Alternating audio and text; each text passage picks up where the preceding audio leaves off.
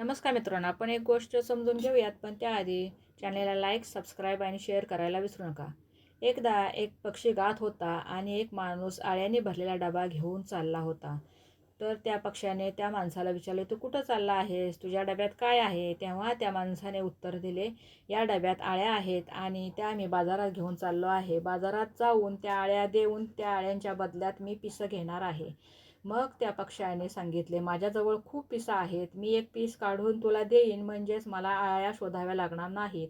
मग माणसाने त्या आळ्यांचा डबा त्या पक्ष्याला दिला आणि त्या पक्ष्याने एक पीस उपटून दिले त्या माणसाला. दुसऱ्या दिवशी तसंच घडलं. दिवसामागून दिवस तसंच घडत गेलं आणि शेवटी त्या पक्ष्याच्या शरीरावर एकही पीस राहिला नाही. आता त्याला उडताही येत नव्हतं आणि आळ्याही शोधता येत नव्हत्या.